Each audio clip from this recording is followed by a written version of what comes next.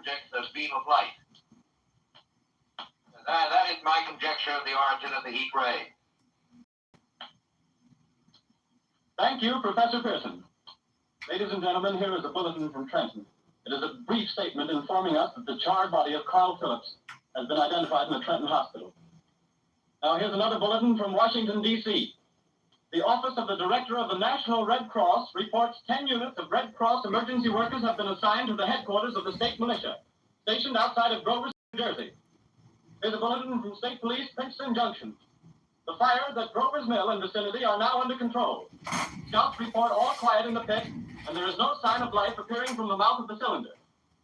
Now, ladies and gentlemen, we have a special statement from Mr. Harry McDonald, Vice President in charge of operations. We have received a request from the State Militia of Trenton to place at their disposal our entire broadcasting facilities. In view of the gravity of the situation, and believing that radio has a responsibility to serve in the public interest at all times, we are turning over our facilities to the State Militia of Trenton. We take you now. Signal Corps attached to State Militia, now engaged in military operations in the vicinity of Grover's Mill. Situation arising from the reported presence of certain individuals of unidentified nature is now surrounded on all sides by 8 battalions of infantry, without heavy field pieces, but adequately armed with rifles and machine guns. All cause for alarm, if such cause ever existed, is now entirely unjustified. Things, whatever they are, do not even venture to poke their heads above the pit. I can see their hiding place plainly in the glare of the searchlights here. With all their reported resources, these creatures can scarcely stand up against heavy machine guns. Some slight smoke in the woods bordering the Millstone River, probably fire started by campers. Well, we ought to see some action soon. Something on top of the cylinder. No, on top of the shadow. Now the troops are on the edge of the Wilmot Farm. 7,000 armed men closing in on an old metal tube. A tub, rather. Well, wait, that wasn't a shadow. It's something moving. Solid metal, kind of a shield-like affair rising up out of the cylinder. Going higher and higher. But it's standing on legs, actually rearing up on a sort of metal framework. Now it's reaching above the trees and the searchlights are on it. Hold on.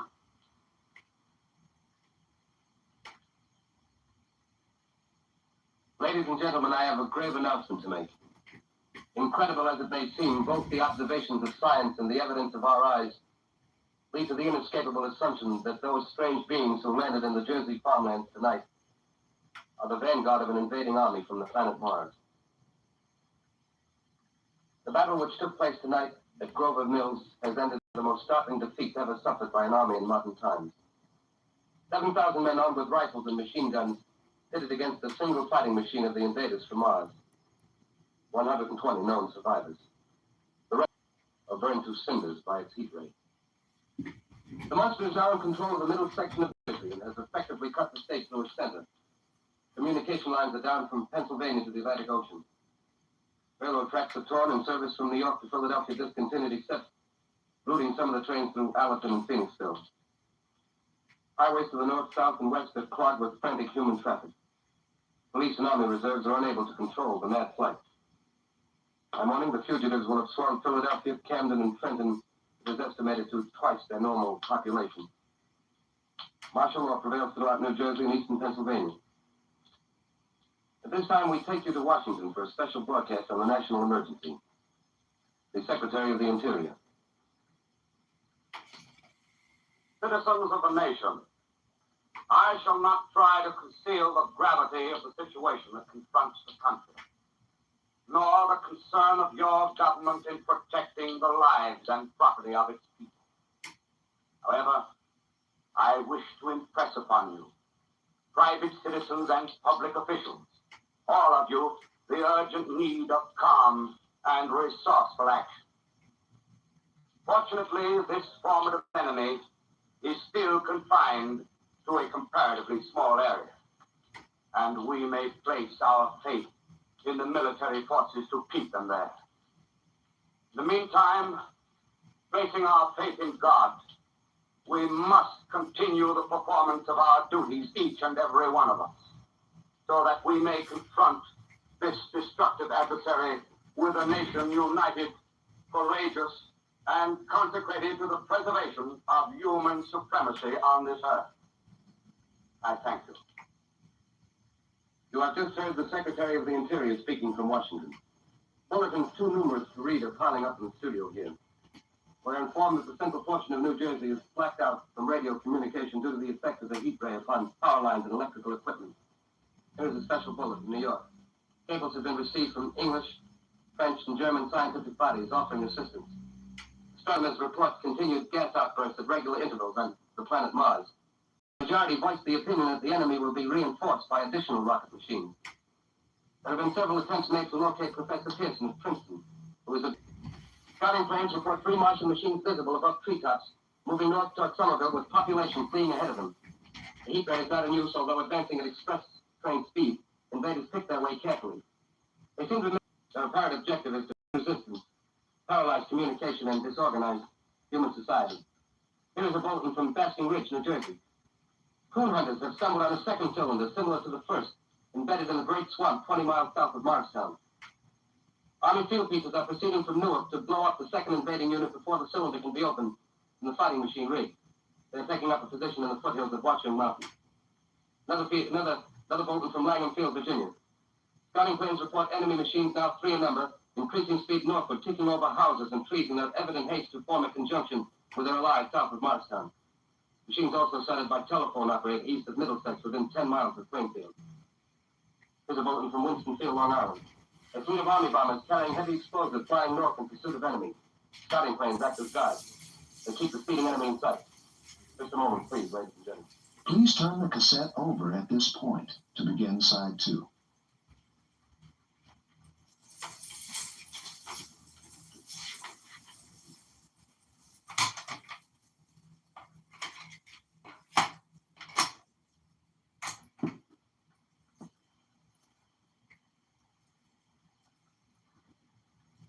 We've run special wires to the artillery line in adjacent villages to give you direct reports from the zone of the advancing enemy.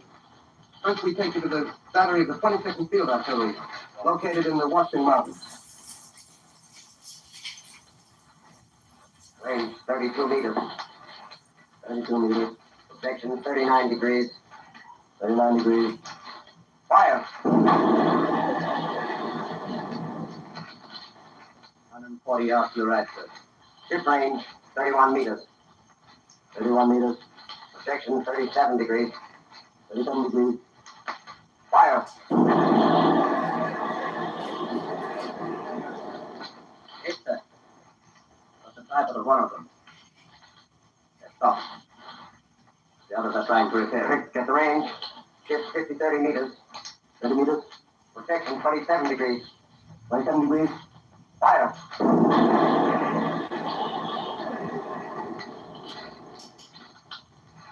They'll answer. Letting off the smoke. What is it? Black smoke, sir. Moving this way. Lying close to the ground. Moving fast. Put on gas now. They're ready to fire. 24 meters. 24 meters. Protection 24 degrees. 24 degrees. Fire!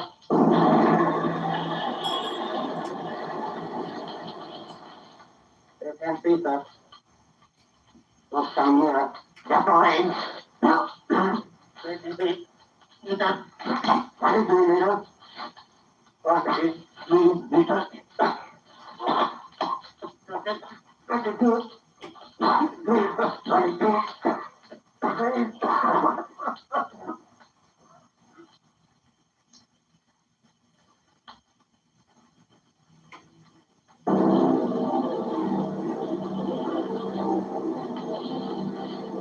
Army bombing plane B-843 off Bayonne, New Jersey. Lieutenant Pope, commanding 8 bombers, reporting to Commander Fairfax, Langham Field. By 3 machines from the Morristown cylinder, 6 altogether. 1 machine partially crippled. Believed hit by shell from Army gun in Watchung Mountain. Guns now appear silent. A heavy black fog hanging close to the earth, of being density, nature unknown. No sign of heat ray. Enemy now turns east, crossing Passaic River into the Jersey marshes. Another straddles the Pulaski Skyway. Evident objective is New York City. They're pushing down a high-tension power station. Machines are close together now, and we're ready to attack. Flank circling, ready to strike. 1,000 yards and we'll be over the first.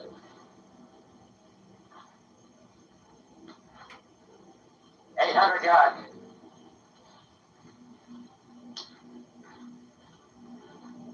600.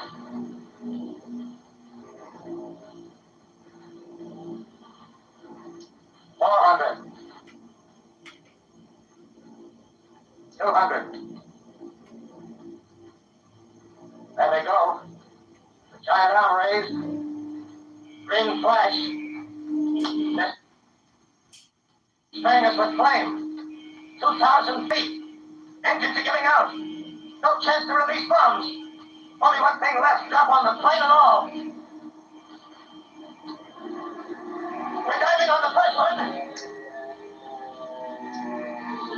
Now the engine's gone. Hey!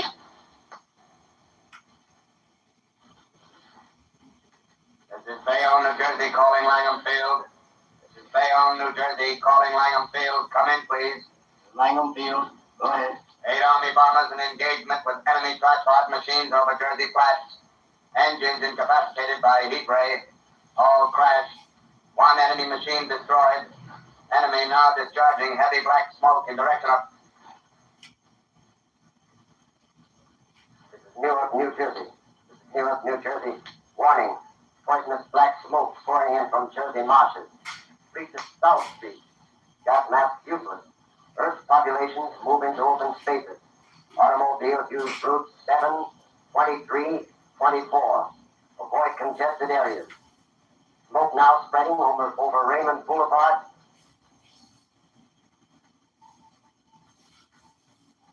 To calling C2, to X2L, calling C2, to X2L, calling 8X3R, come in, please. This is 8X3R, coming back at 2X2L. How's reception? How's reception? Okay, please. Where are you, 8X3R? What's the matter? Where are you?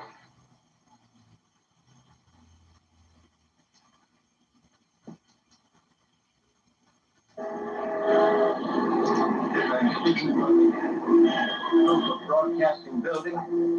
I'm speaking from the roof of Broadcasting Building, New York City. The bells you hear are ringing to warn the people to evacuate the city as Martians approach. Estimated in the last 2 hours, 3 million people have moved out along the roads to the north.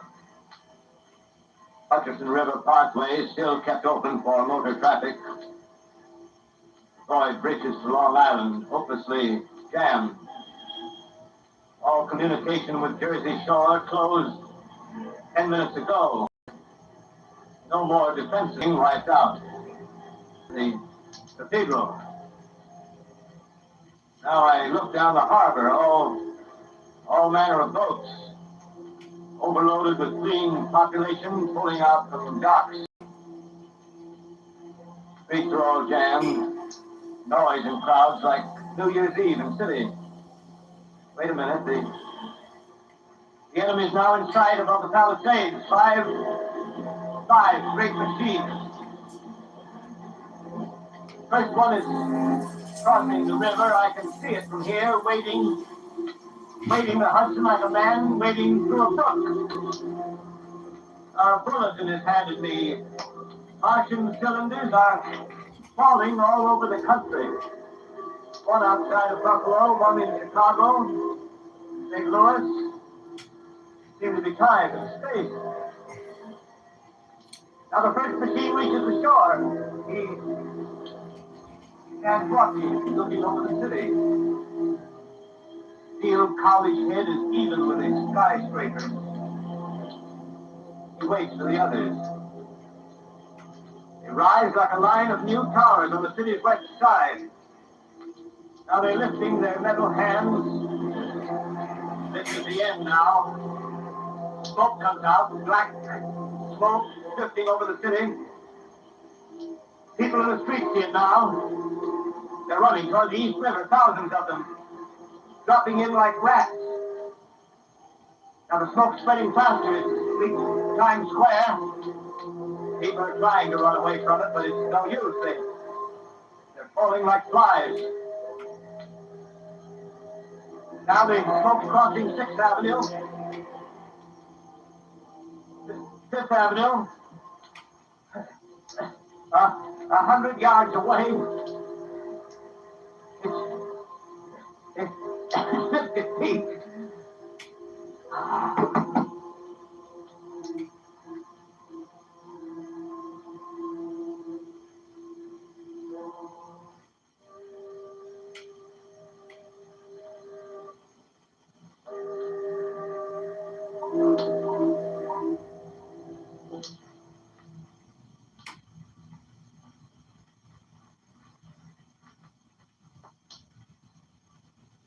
X2L calling CQ. 2X2L calling CQ. 2X2L calling CQ, New York. Isn't there anyone on the air? Isn't there anyone on the air? Isn't there anyone? 2X2L.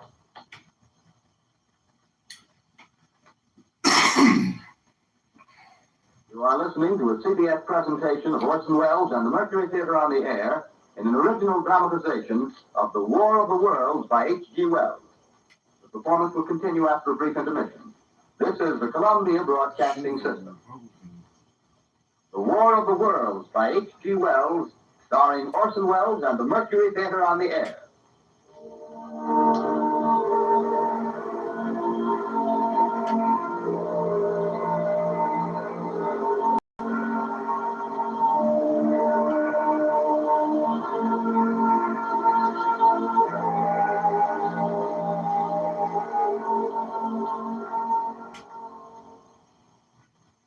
As I set down these notes on paper, I'm obsessed by the thought that I may be the last small island of daylight cut off by the black smoke from the rest of the world. All that happened before the arrival of these monstrous creatures in the world now seems part of another life.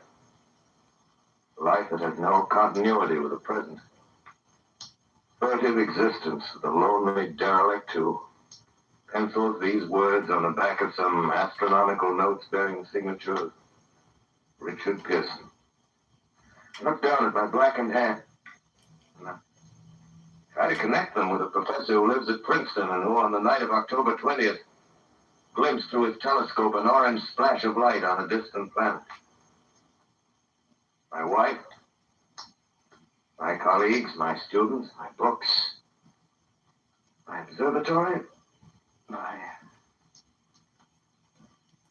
my world. Where are they? Did they ever exist? Am I Richard Pearson? What day is it? Do days exist without calendars? Does time pass when there are no human hands left to wind the clocks? Writing down my daily life, I tell myself I shall preserve human history between the dark covers of this little book that was meant to record the movements of the stars. But to write, I must live, and to live, I must eat. Find moldy bread in the kitchen and an orange not too spoiled to swallow. Keep watch at the window. Time to time, I catch sight of a Martian above the black smoke. Smoke still holds the house in its black coil, but length there's a hissing sound, and suddenly I see a Martian mounted on his machine, spraying the air with a jet of steam as if to dissipate the smoke. I watch in a corner as his huge metal legs nearly brush against the house. Exhausted by terror, I fall asleep. Morning. Morning. Sun streams from the window. Black cloud of gas is lifted, and the scorched meadows to the north look as though a black snowstorm had passed over them. I venture from the house. I make my way to a road, no traffic. Here and there, a wrecked car, baggage overturned, a blackened skeleton. Push on north. For some reason, I feel safer trailing these monsters than running away from them. And I keep a careful watch. I've seen the Martians feed. Should one of their machines appear over the top of trees, I'm ready to fling myself flat on the earth. Come to a chestnut tree. October. Chestnuts are ripe. Fill my pockets. Let's keep alive. 2 days I wander in a vague northerly direction through a desolate world. Finally, I notice a living creature. A small red squirrel in a beech tree. I stare at him and wonder. He stares back at me. I believe at that moment the animal and I shared the same emotion. The joy of finding another living being. Push on north, I find dead cows in a brackish field, and beyond the charred ruins of a dairy, the silo remains standing guard over the wasteland like a lighthouse. Points north. North. Next day, I come to a city. City vaguely familiar in its contours, yet its buildings strangely dwarfed and leveled off as if a giant had sliced off its highest towers with a capricious sweep of his hand. Reached the outskirts and found Newark. Newark, undemolished but humbled by some whim of the advancing Martians. Presently, with an odd feeling of being watched, I caught sight of something crouching in a doorway. I made a step towards it. Rose up and became a man. A man armed with a large knife. Stop! Where do you come from? I come from many places. A long time ago, from Princeton. Princeton, huh? That's near Grover's Mill. Yes. Grover's Mill. There's no food here. This is my country. All this end of town down the river. There's only food for one. Which way are you going? I don't know. I guess I'm looking for people. Hey, what was that? You hear something just then? No, only a bird. A live bird. Yeah. Get to know that birds have shadows these days. Hey, we're in the open here. Let's crawl in this doorway here and talk.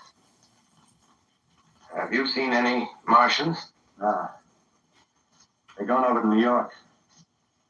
Night, the sky's alive with their lights, just as if people were still living in it. By daylight, you can't see them. 5 days ago, a couple of them carried something big across the flats from the airport. I think they're learning how to fly. Fly. Yeah, fly. It's all over with humanity. Stranger, it's still you and I. 2 of us left. They got themselves in solid. They wrecked the greatest country in the world. Those green stars, they're probably falling somewhere every night. They've only lost one machine.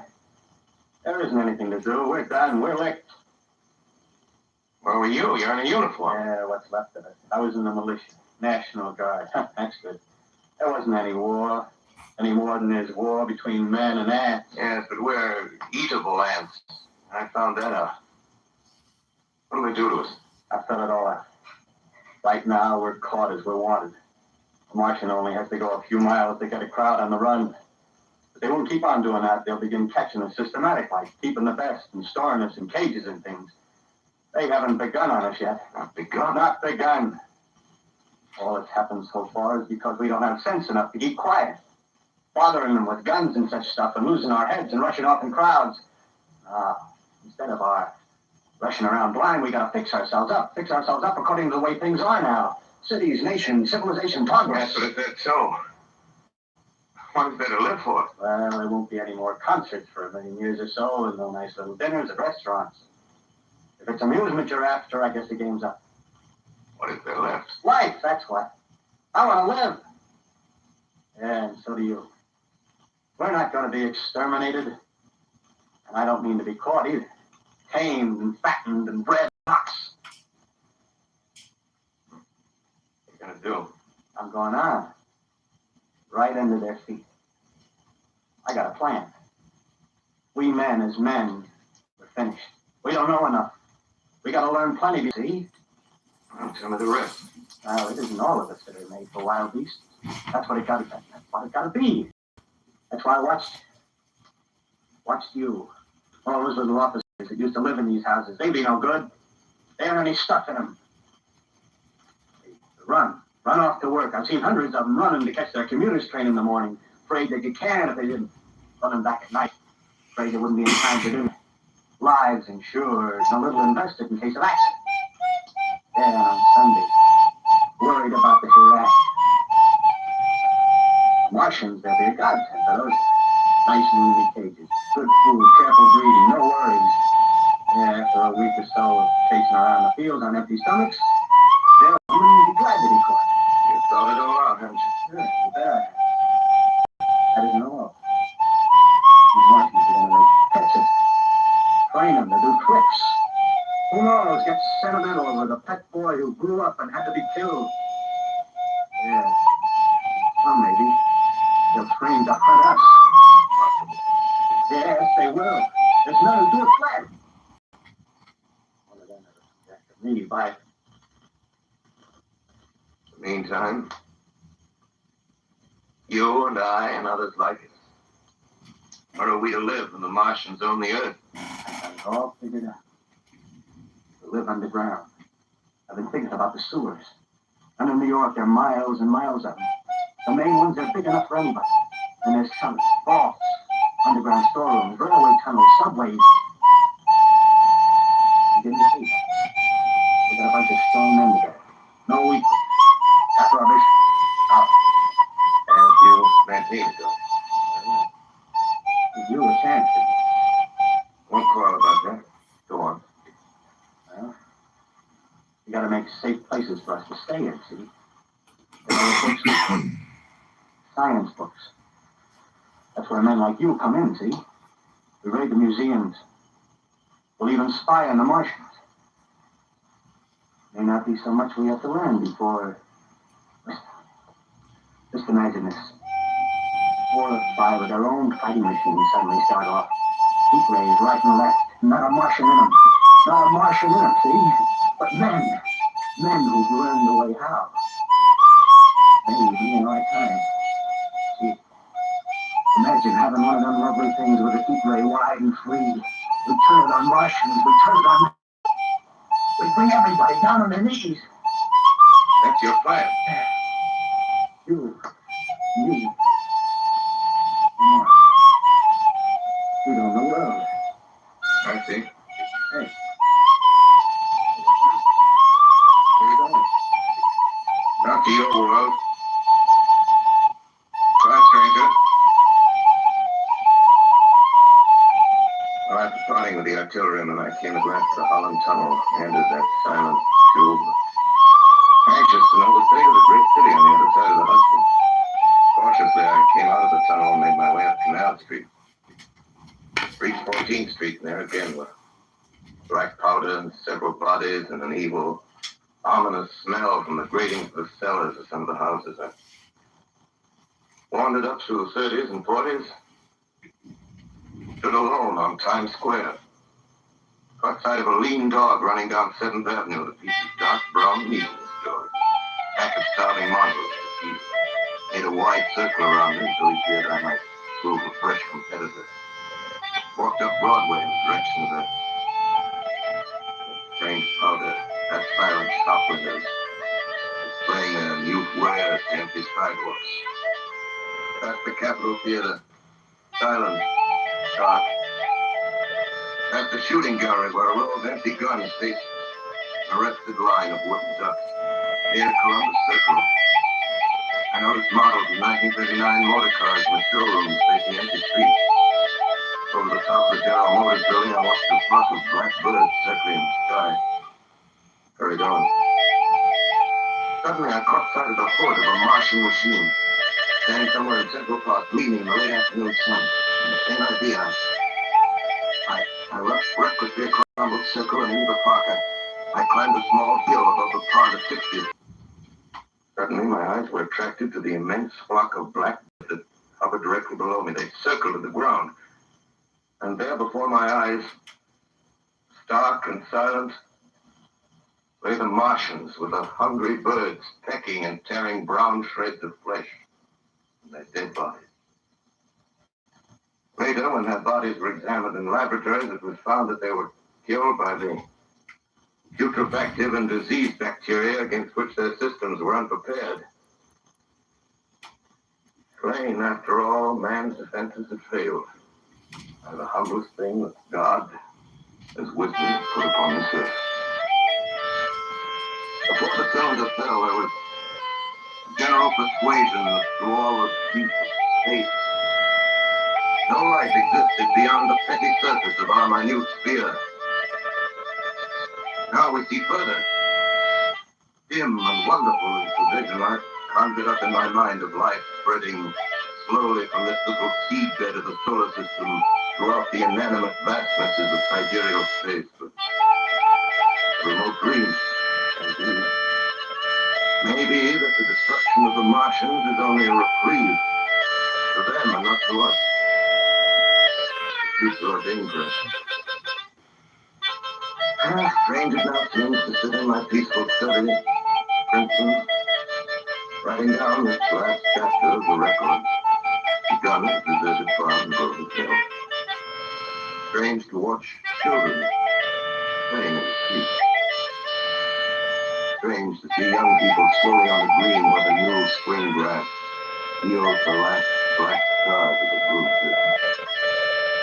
Strange to watch the sightseers enter the museum where the disassembled parts of a Martian machine are kept on public view. Strange when I recall the time when I first saw it. Bright and clean cut, hard and silent under the dawn of that last great day.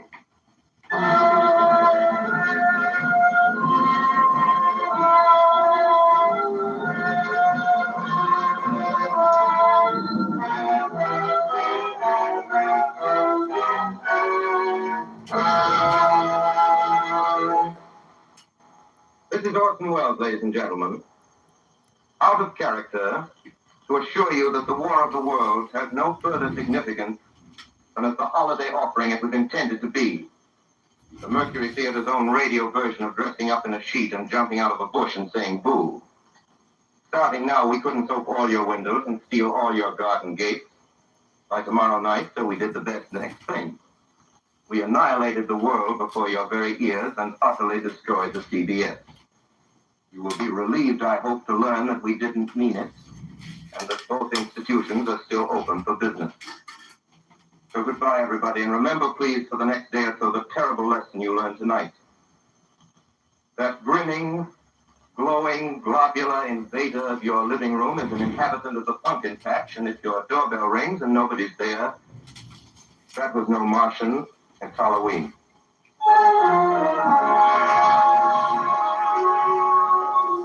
Columbia Broadcasting System and its affiliated with dramatic broadcast featuring Orson Welles and the Mercury Theater on the air. Next week, we present a dramatization of 3 famous short stories. This is the Columbia Broadcasting System.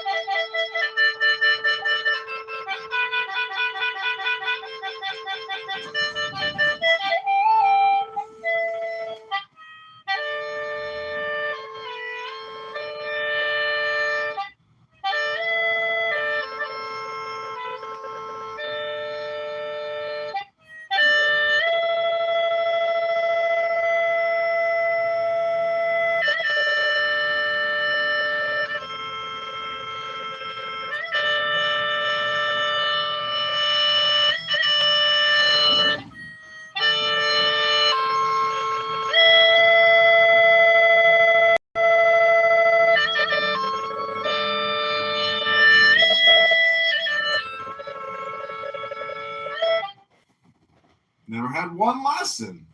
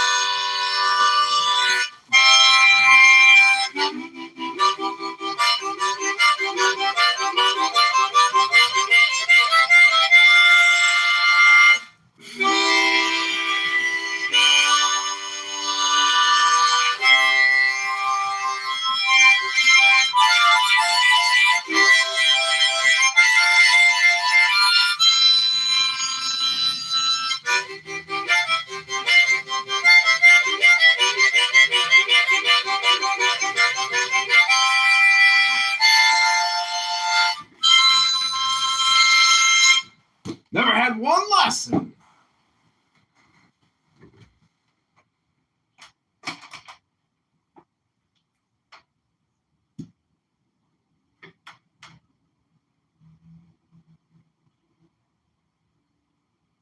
Only if Iran continues to fight.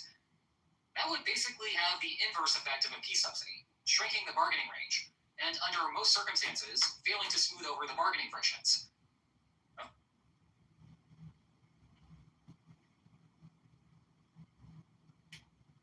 The first thing I said was just that people who experience discrimination under the city's programs, housing ordinances, or practically the program would qualify. That's what I read in Associated Press. Was the draft of the guidelines for the program that Tina Dress gave us says that to qualify you have to be Black. Wait, the report? No, the guideline for the program itself. So the city of Evanston published its guidelines for the program. Section 4 of that document states the terms for eligibility, and one of those terms is race, Black. Yeah, Black race the person you descend from, correct? Or you, if you're still alive, if you experience and you experience housing discrimination in Evanston during that period. Well, if you're a quadroon who identifies as white, but whose great granddaddy was denied something in 1928 because he was a Negro, you actually would be eligible.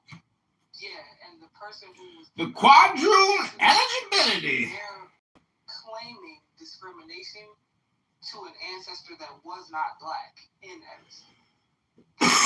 Nor was the person they descend from who lived in Evanston. So what if it's done on purpose? Well, what kind of discrimination? You know, if you were naive, it's not a crime. If you were ignorant, it's not a crime. But if you were sorry. And not have any language like that, and the way it'll wash out is it'll be 99.9% of the blacks, and the occasional Jew or Latino or Irishman or something. That's what I assumed. That's what I assumed the program said. That's what I thought it was going to say. I was shocked to see race explicitly included in there. Yeah, it's very explicit. For all the people, for all the reparationists who have made the argument that we should listen to or hear from Republicans around creating policies, or for all those who have sort of at times asked the question, well, what about policies explicitly for the black man? Well, you have one instance that answers both questions. You see what the Republican administration thinks about policies around reparations. And we see Now they are best friends. Because I'm not sure, I don't want to say Evanston City Council. I have to see how many Republicans are on the Evanston City Council. Zero Republicans.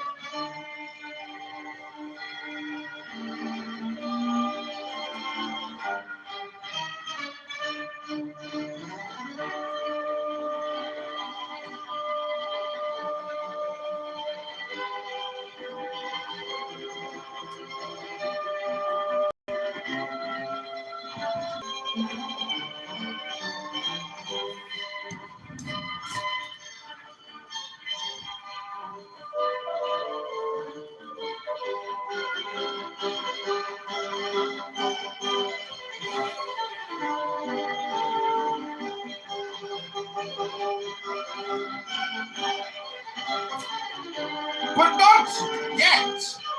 Nothing like it today. I gotta leave here. I gotta go to the gym.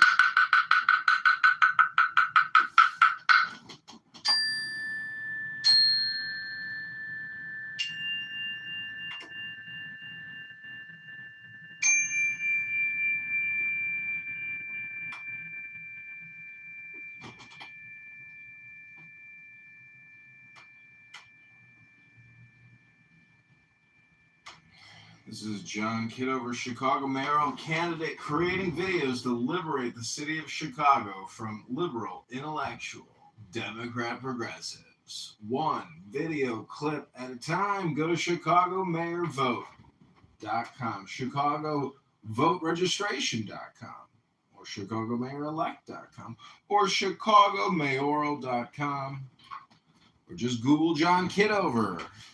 Rabono Shello Lam, we need your campaign donations for this Chicago mayoral race, and we need your signature now on our petitions.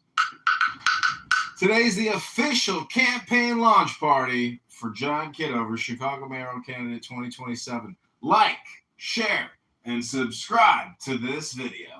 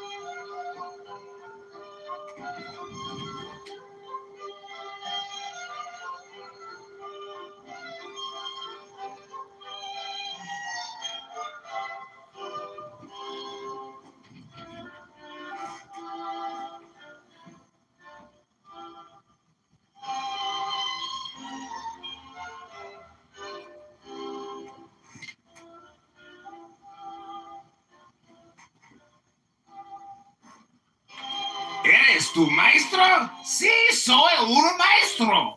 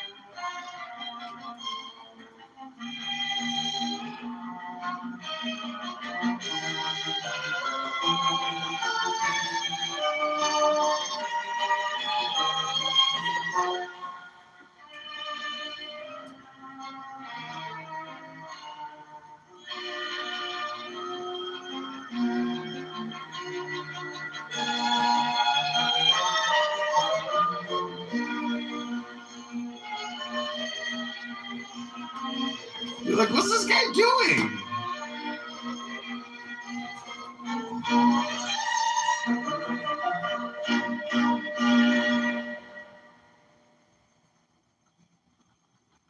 If you haven't figured out what I'm doing, I'm creating clips here for YouTube, exclusive.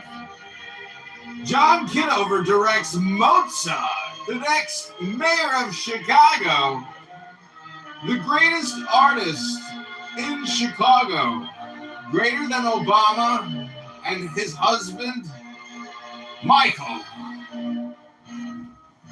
I hear U2 and Bono are performing at the Obama Center. Wow! What a show that's going to be. Tickets are only going to be $80,000. You get an Obama ticket with Bono and U2. That's a big ticket in Chicago.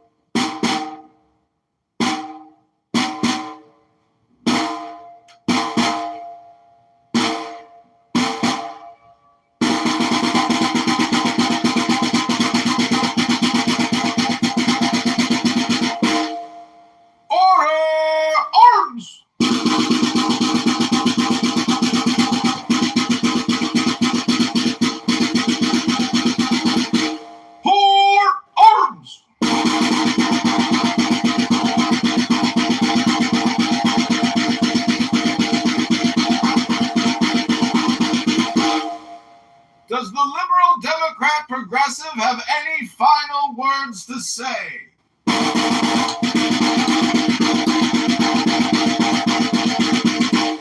Hello?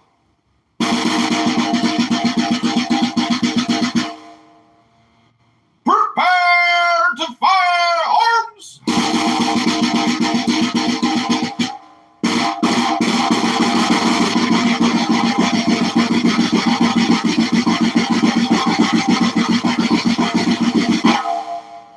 Fire!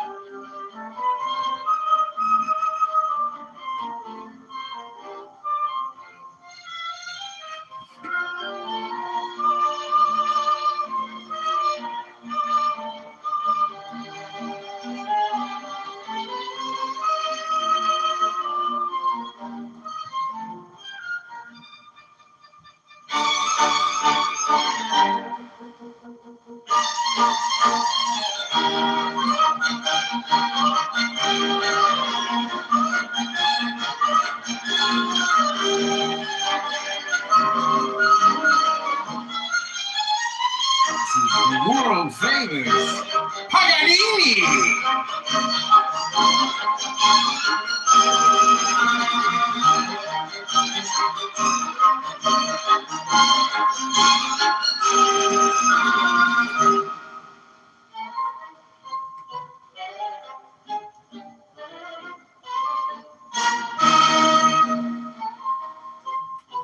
You are listening to the world famous Paganini.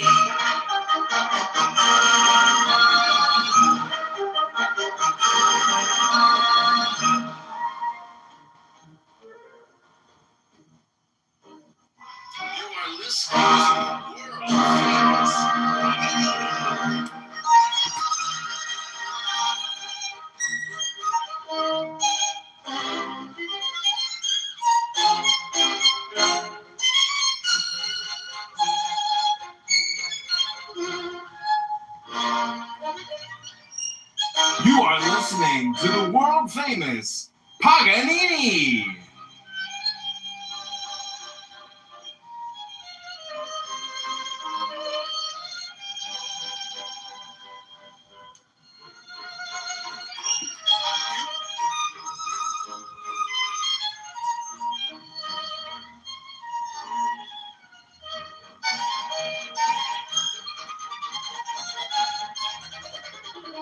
You are listening to the world famous Paganini.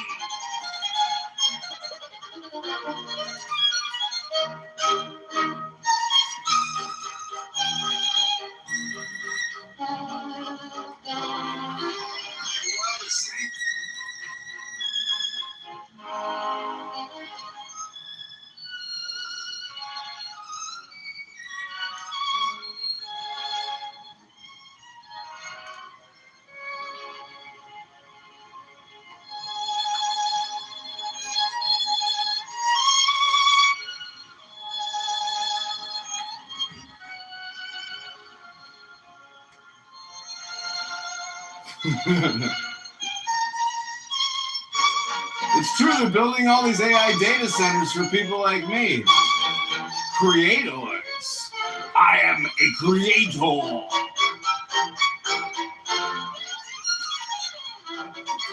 You are listening to the world famous Paganini.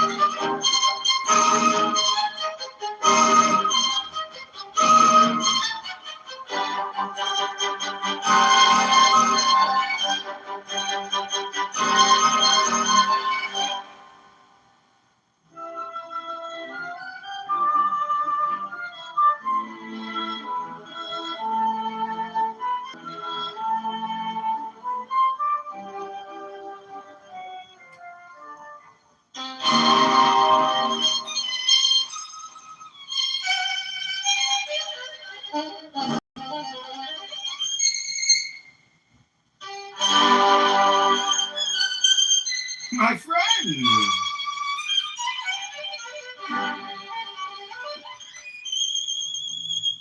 Welcome, my friend. What's up? It's been a while. How are you? Rabono Shalom, I'm listening to Paganini. Oh, that was nice. Very, very good music. Sometimes, John, I'll be honest, I love talking with you. But sometimes when I talk with you, I'm afraid that you're disappointed in me because I'm still wasting my life. But then I remember, you're wasting your life. And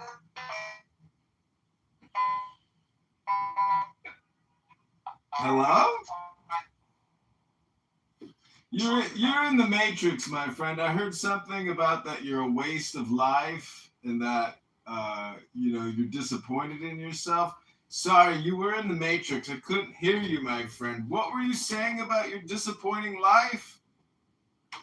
I said, sometimes when I said I love talking with you, but sometimes when I talk with you, I'm afraid that you're going to be disappointed in me because I'm still wasting my life.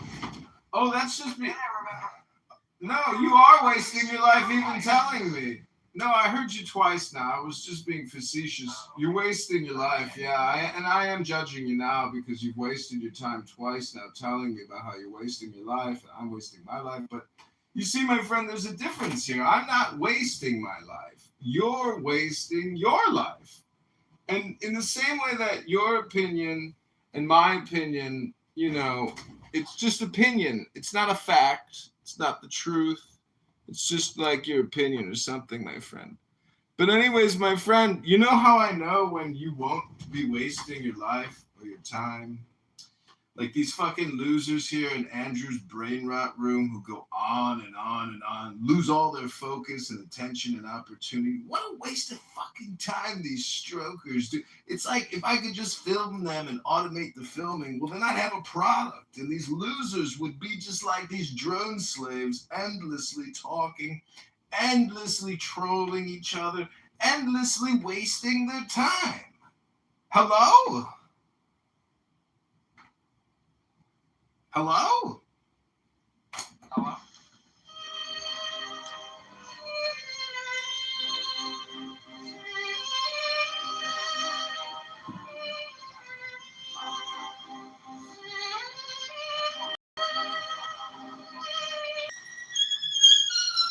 This is called classical music.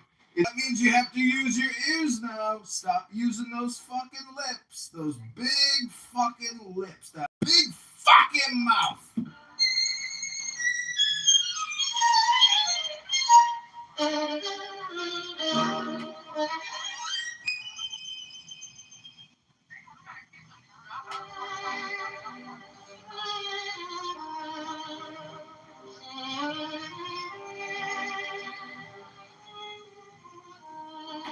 Why did you kick?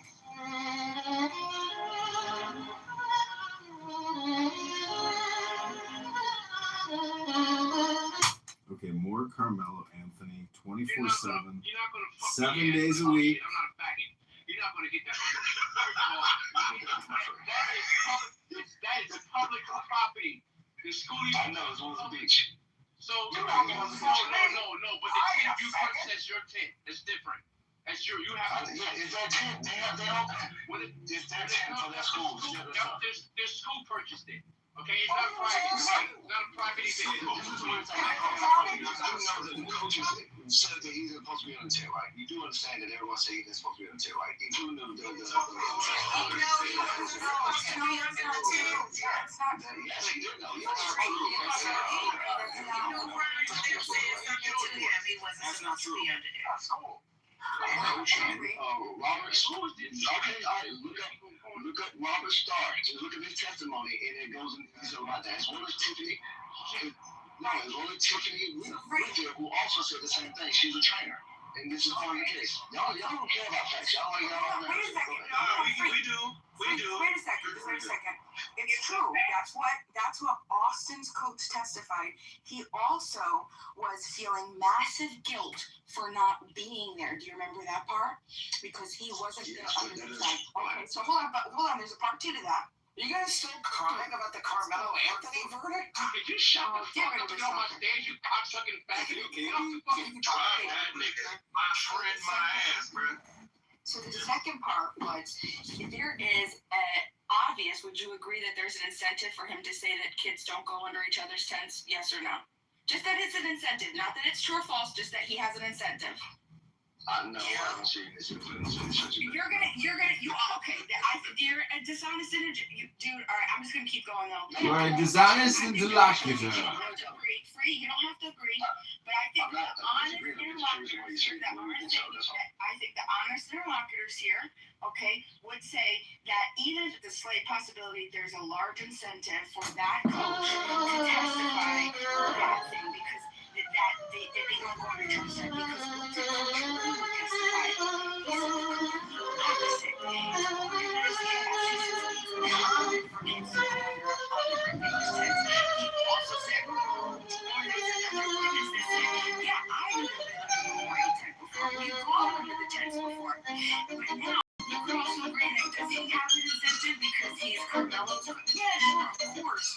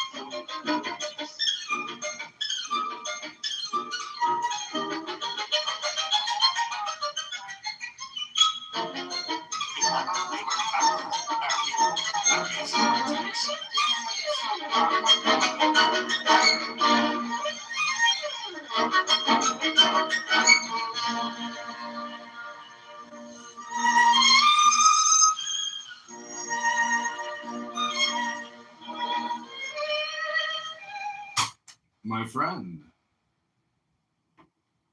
Hello?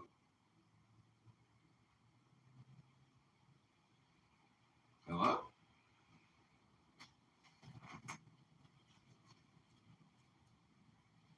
Okay, this is called mindfulness.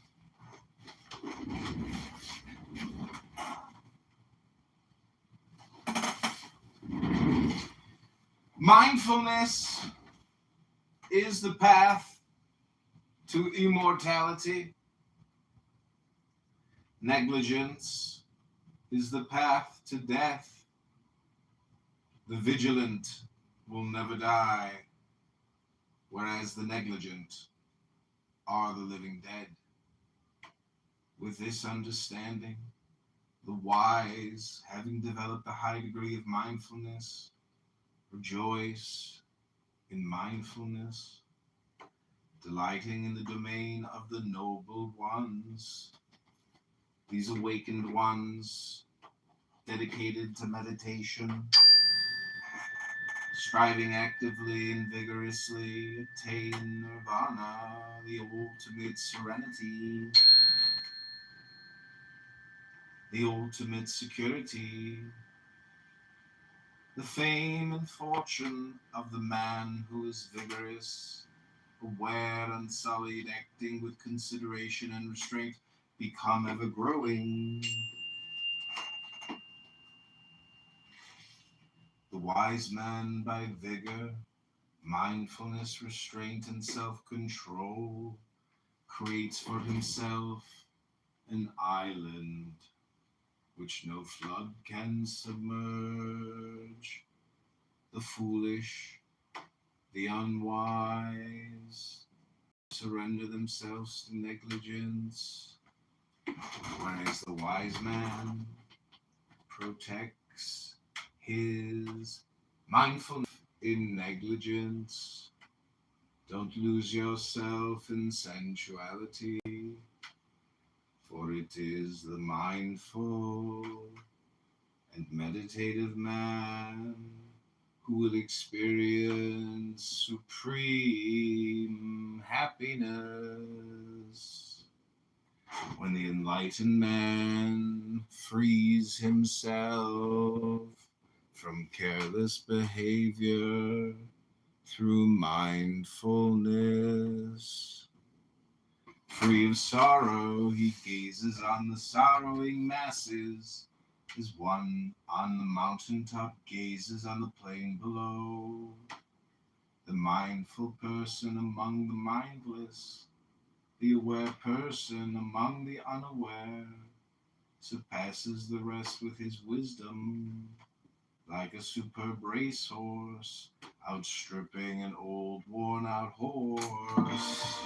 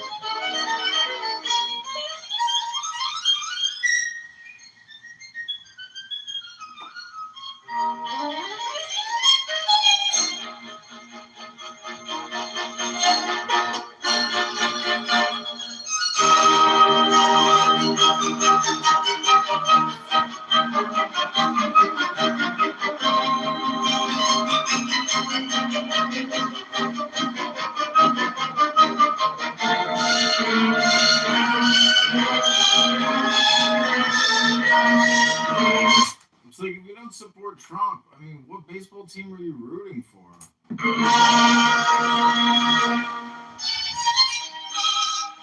You ain't rooting for America. Let's get her done.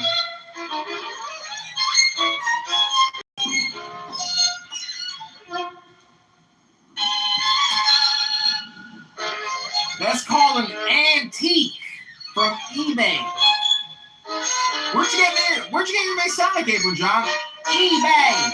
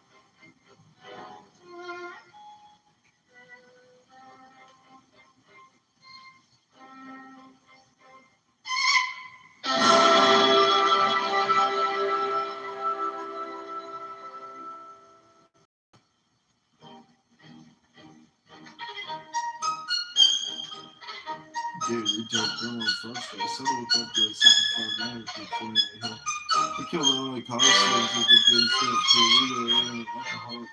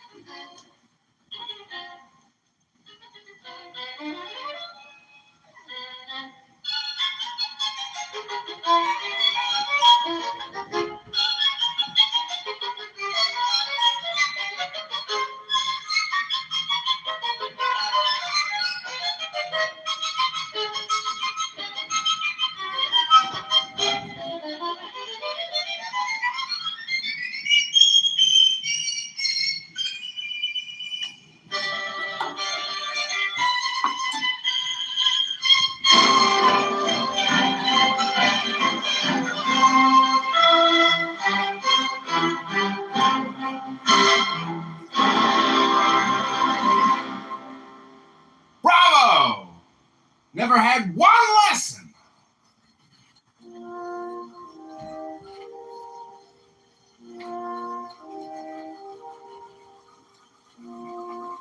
It's not working.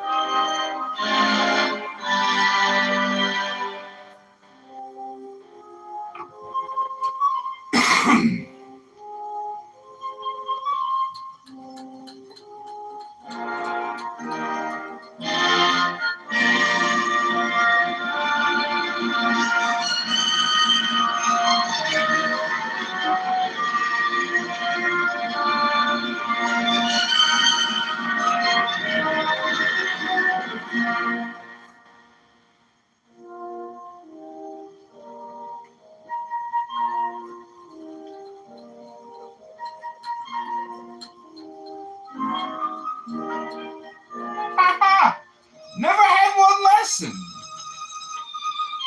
Most successful classical musician on YouTube today. He doesn't even play. He's so good.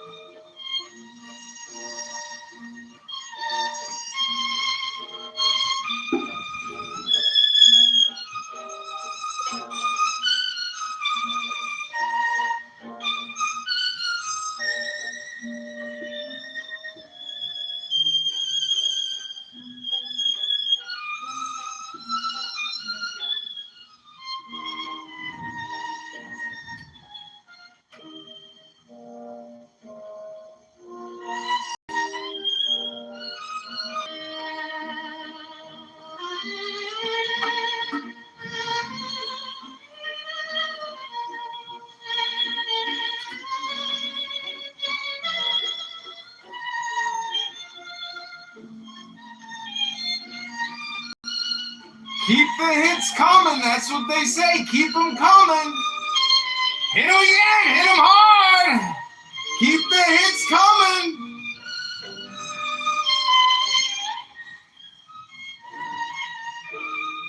The music magazines always ask me, John, how do you stay successful in music? I say you gotta keep the hits coming.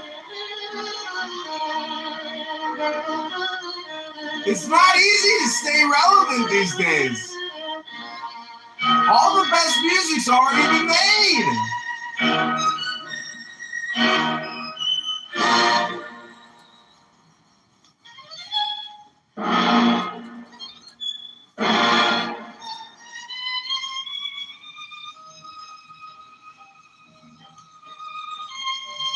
John, where did you go to music school? Oh, I went to Carnegie. Or what's the famous one called?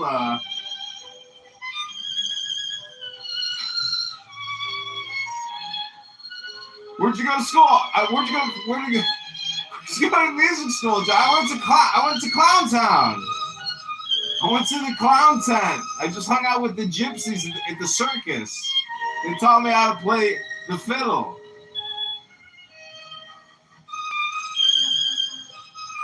I went to music school at Carnegie Mellon.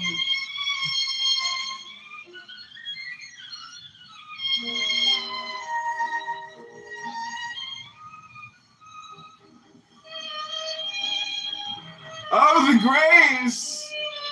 This man has such grace, such presence.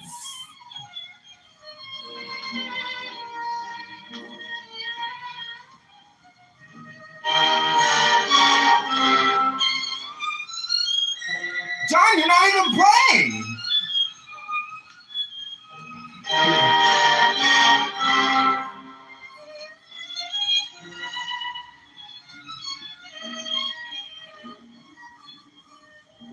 Nowadays, people don't even play the instruments. They just pretend they're playing instruments on YouTube.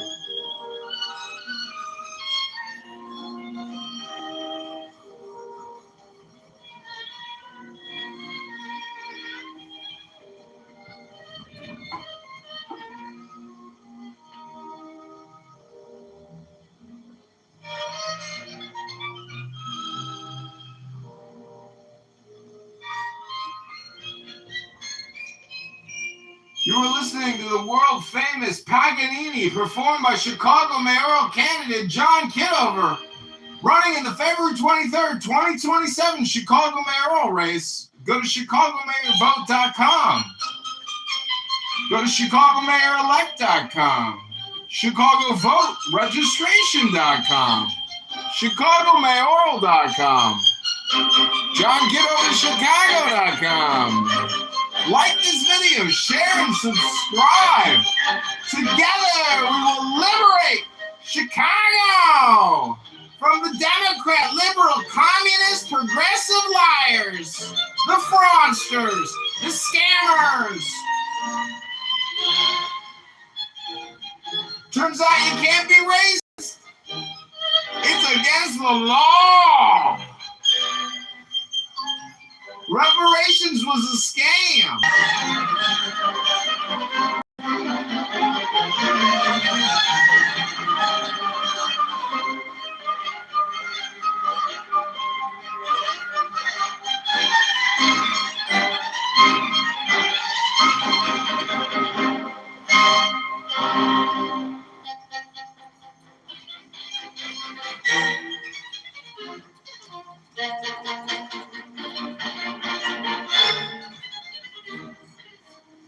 What are you doing with your life these days, John? Oh, I pretend to play the fiddle on YouTube. That's awesome. I love that for you. It's a living.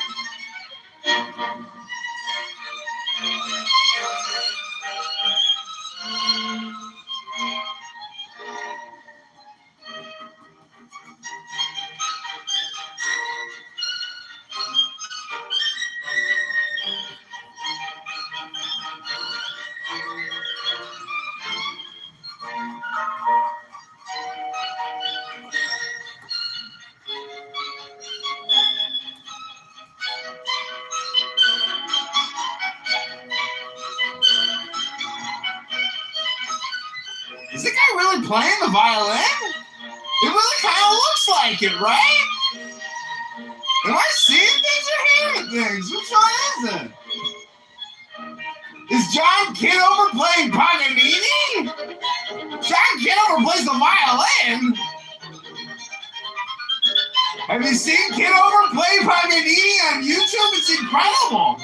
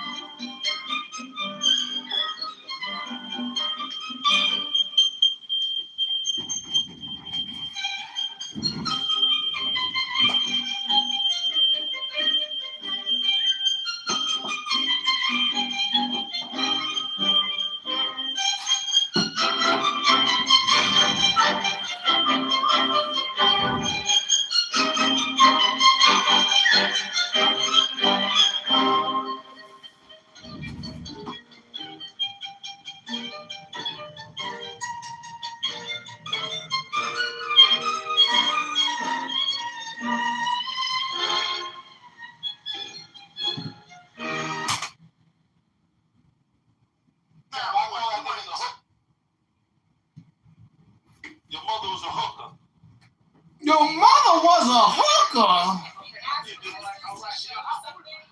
Now, once again, I'm trying to read.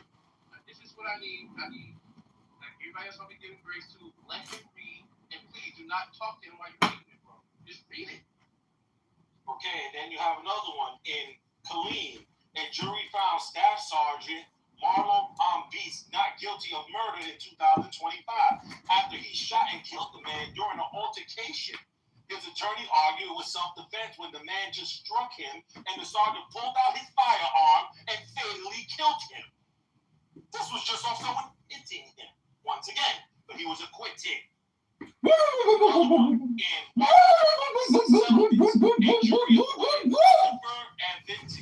Of capital murder and murder charges in 2021 of a double shooting after receiving self-defense instructions and accepted the defense's theory of the case. So those are three cases within just a couple years of someone just being hit by someone's hand and then killing them after. And they got acquitted. So what we have to Now do go is look up on the circumstances. Exactly. Now you go look up the circumstances if you want to. But what I know is now. So now, can we break down those? No, we have to read the facts of the case. Yeah. But that may be a little too much reading. Hold on, Mr. 400. All I'm saying, and Anthony is saying, when he was attacked, and in that case, if he claims this, right, that means the knife is justified. Because if someone punches you and you receive them back to Texas law. So that claim was never made. Now, according to the defense, yes, it was. That's what they were arguing.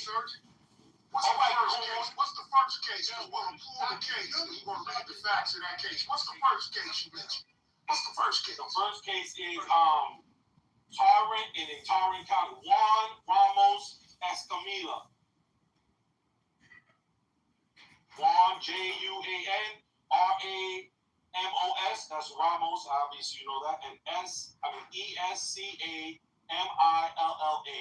It was a murder in 2025 after he stabbed someone of a confrontation with someone hit him. Can I address something real quick before y'all continue this next back? Mike said in the chat. And that happened in Fort Worth, Texas. Resistance, you hear me, bro? My bad. Nah, you good, King. Just give me one moment.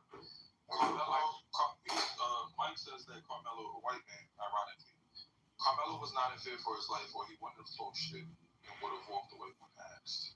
That's not true at all. Not everybody that's scared is going to freeze up and retreat.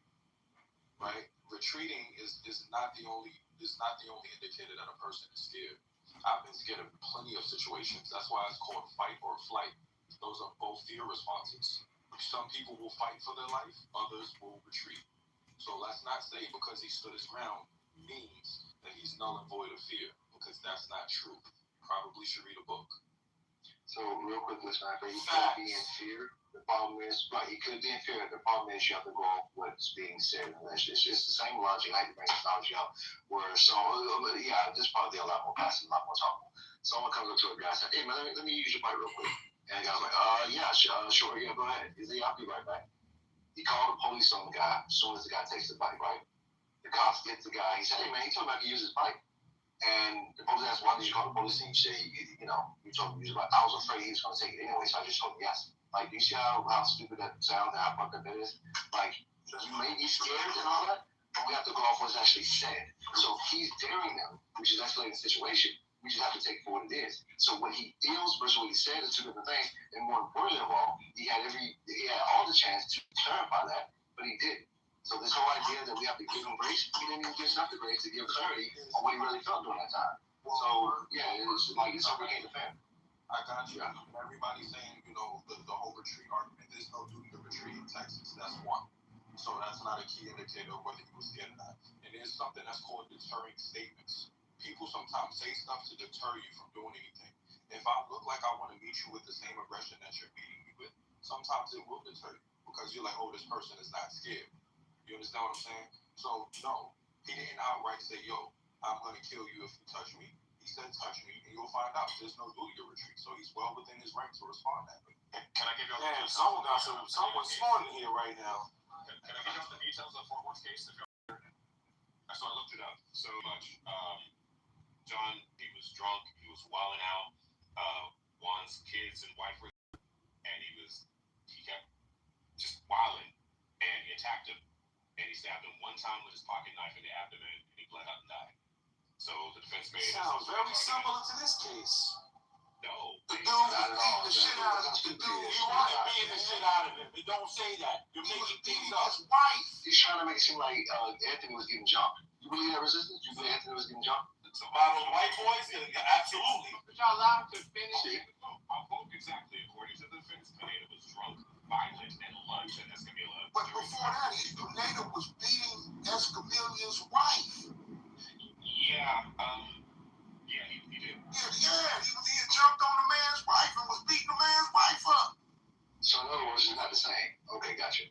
It's not the same. And he said it's happened one time. It's something, he's blinded out drunk. So It is the same. Hey, beating his wife got nothing to do with him. Now, What that got to do with him? We should entertain resistance. Yeah, I am Don't, serious. don't do it. Don't, please. He's a troll. His brain is real. No, the only troll here is you because you're another coon. well, anyway, Hey, other mods, y'all just help me out, man. I don't have to sit there and just put that person that's gonna keep on interrupting the conversation.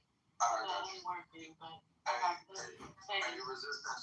Let's try to keep it on a conversation and not make personal attacks. Now, if somebody says something about you, I'll let it rock. But if you Yeah, but he just did this wrong. What, you got selective hearing? listen, bro, I need you to calm down. I'm just talking to you as a man, bro.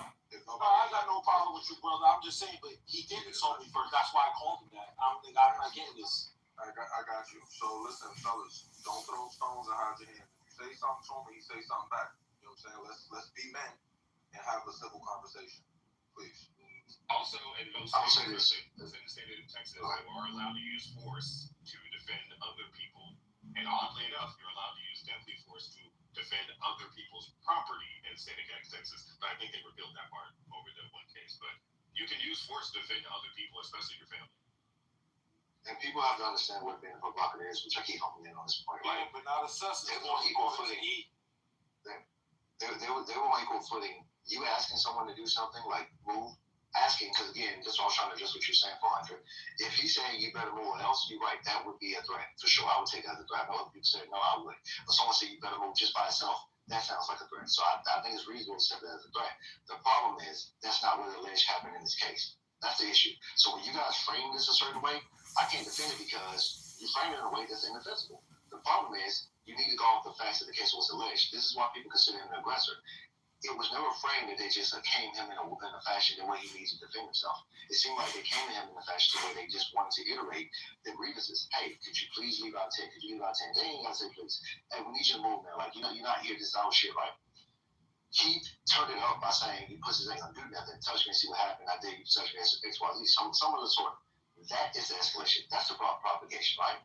And when you start doing that, you're taking it to another level, which warrants some type of physical action. And again, they didn't have to touch him because what could happen, he could just sit there the whole time and they just got a coach or teacher or just let you sit there the whole fucking game. Who gives a fuck? But the point is, for the fact he did that, he loses every right to claim self-defense. He's not in the stand your ground position. That actually puts Metcalf in the stand your ground position. Because Metcalf is where he's supposed to be. Metcalf is doing everything in this particular situation. He's not. So the bottom line is, this boy don't have a defense at all at this point. I'm saying This is the part that I'm arguing from. Say that, and you believe the positive, because the defense did push that up as an argument, saying that they told him you better leave or else. Yeah, but that's one thing has nothing to do with that. You're saying that that's not like that wasn't an argument. But you don't for a second. The problem, I got you. The problem of the matter is, and this is definitely why I was very unwise for him to do what he did. You're by yourself. You have no one on your side. If it was my son, if it was me, I would have fucking left. It's called risk assessment. Hey, can I even win this situation? I cannot beat these boys. I cannot do anything to them. I'm by myself and I'm not coaching nothing. The best option was to leave. Now, yeah, you have to leave. Yeah, it's not what he had to do. What's the most logical thing to do? Like, this is why we get fucked up in a lot of cases, because we just pick the dumbest option. Like, hey, option A, leave and mitigate the situation. Option B, escalate, challenge these motherfuckers. Let me challenge them and go grab a knife and challenge them again to touch me again. This is fucking dumb. We have My intuition tells me you guys are arguing with resistance who isn't even black. You sound like Puerto Rican or something. Something from upper New York. You see what I'm saying? So why can't I attack her now? The monkey that she is, because she thinks she knows my race. You're not. You're not black, bitch. You look like a white girl. I'm a bitch. You see that? He got mad, guys, because I just figured it out. He's not black. Yeah,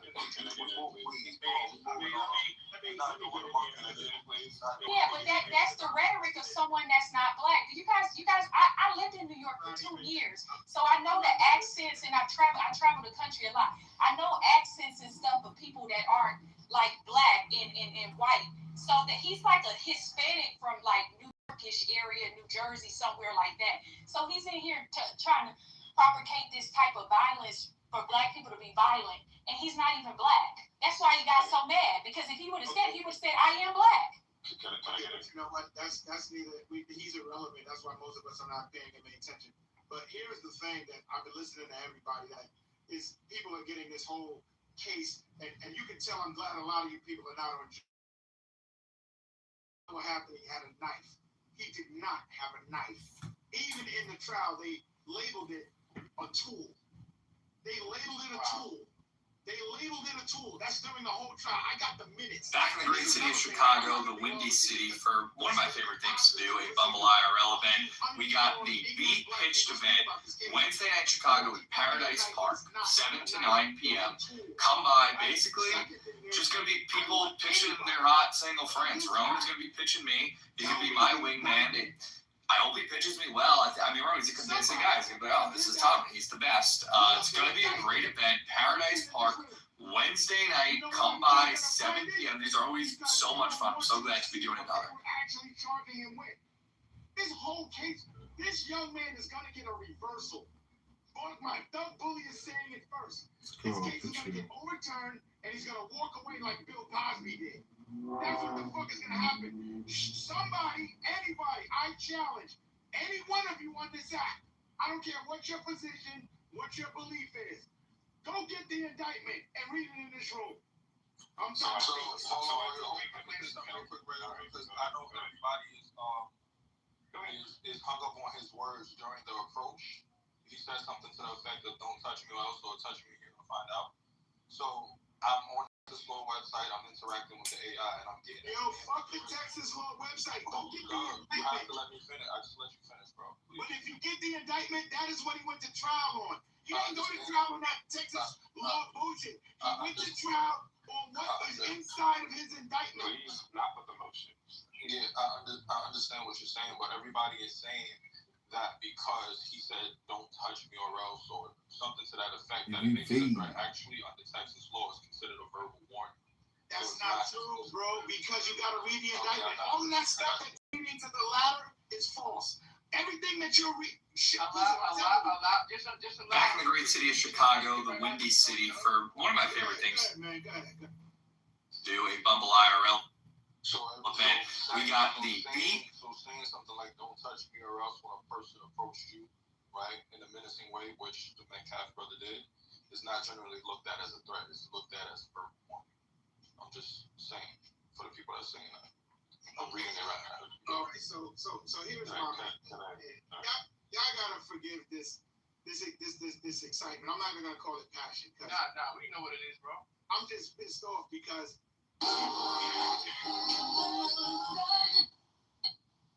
people are actually uninformed. People are actually uninformed. Everybody keeps saying, "Oh, he had a knife. He stabbed him with a knife." And if you actually read the indictment, I haven't even read the indictment yet.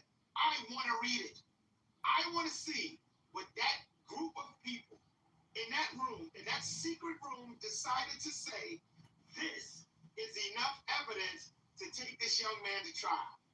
That is what he went to trial on. Anything that is outside of that indictment, pure propaganda, pure fodder to make that jury be bolstered and biased and come into a decision. That's what the fuck they did. Even during the trial, they showed what the weapon was. What the tool, I forgot exactly the tool. It's something tool they call it. It was a cleat. No, not a cleat. Hold on, stop. It's in my PTR. It's my PTR. No, he's not talking about that. He's saying what they called it. Wasn't the utility? They call it multi-tool. Hold on. Okay, hold on. I'm gonna let me land here. He's speaking. You go ahead. I'm gonna land here. It was a utility tool. Thank you for who said that. A utility tool is exactly what it was.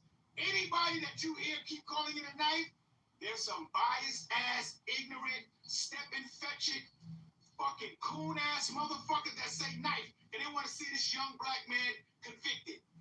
I'm done speaking. So I want you. So real quickly, is that mine? Next. I thought it was next. Oh, my bad, bro.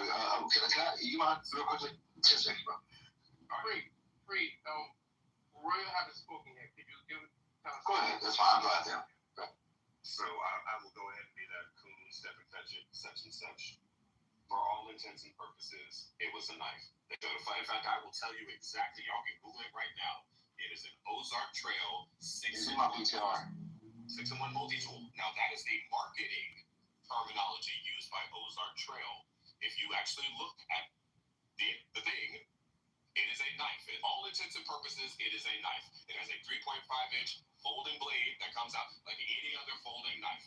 They call it a multi-tool, and I'm assuming this is marketing purposes that Walmart just doesn't want to sell something called a knife. But like it comes with a tiny little flashlight on it. At the bottom, there's a seatbelt cover on the hilt of the handle, and I think it has a flint scraper. But those are just extra add-ons. If you saw it on the ground, anybody around here would look at it and say, "That's a knife." This is another part of it. Okay. I was actually next. Hold on. I was next. Wait a minute. Wait a second. Seatbelt. There's. Come on, man. Who are your mods keeping out of your clown house music industry? The censorship and echo chamber are pathetic. That's what it is. So you keep traveling. Just look at my PTR. Wait a minute. I asked you one thing. I just want to answer. So on that same. That is not what it was in this trial. That's not it. Yo, y'all niggas, that's why I hate you niggas. That's not what it was. That's not what it was. What are you talking about? What are you talking about? This is no PTR, the one they call Look at my PTR. Let me out 400. Yeah. If you have something different, PCR. If you say something Hold on a second. It was Hold on, how many? what it was? These are lying motherfuckers. That's why I hate you niggas. Exactly. It's a fucking knife. And I put the link in the chat for material. By the way. No, we're not going to go with that. We can't go with that. Can't. Why not? Why not? That type of knife, but the knife is a knife. It's really marketed as a utility tool. You can look this up and it'll tell you it's a utility tool, but still a knife. Everybody wants to attack when they don't have anyone to agree with them. Just take it easy, okay? We're just only having a discussion, right? Utility knife has multiple things on it, and then he was at a track meet, so he didn't go there as if he was running through some streets trying to protect himself. Can we say yes and no to that? He was at a track meet, right? Isn't he a runner? You're absolutely Yeah, but that don't mean his intention was to hurt somebody if he felt like he needed to. It's just in case of shit. You cannot be the person to predict like you Miss Cleo said.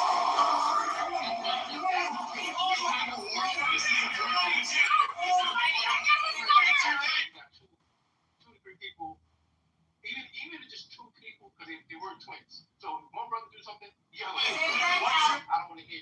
Please don't do that to me. All right? If your brother do something, you're gonna react with your brother too at the same time too. Right? Yes or no? But that didn't happen. They didn't do anything. All right. Yeah, you're right. Generally speaking, but that didn't happen. I asked you. Yes, I would. Generally, yes. I'm saying yes, I would. Generally speaking. Don't go too far, Ray. Yes, because when you're in that predicament, that's the only time you can say, okay, this was damn, this motherfucker right here, and these big ass motherfuckers. Nah, I'm not fighting these niggas. Like, if I have to, I'm gonna protect myself. Right? That's what happens. If you have to, that's a key word. Yes. So he didn't go to the track meet with intentions to hurt someone. Now, if I know I'm going to go somewhere with a couple of dudes on that were the opposite color as myself, I'm going to carry a gun with me because I might get touched. And if I have to use that gun, I know I'm going to have to do time because I went there with intentions to hurt somebody or kill somebody if they put their hands on me. This wasn't the case with that young man. Let me ask you a question. Yeah. When he was on the tent and asking to move, right? And he said, no, and you guys, some of you guys say y'all play football and sports or whatever, right? Let me tell you psychology, just as you, but especially us in that space as young boys. You go to your rival team, right? You see how they are, you holler, they get chilly, this or whatever. But you go in their space, right?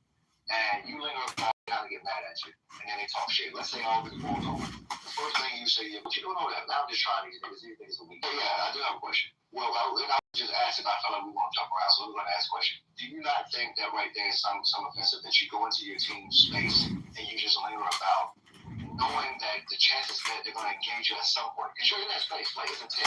Look, like a 10 is usually what, about 10 by 10 apart from that. You don't have to persuade us. Okay, sir. I get what you're saying, right? If you want me.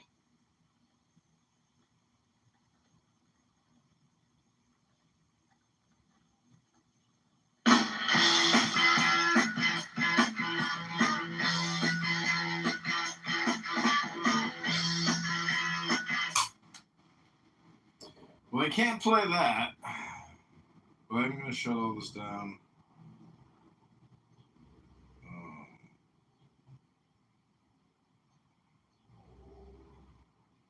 Guess it starts in 45 minutes.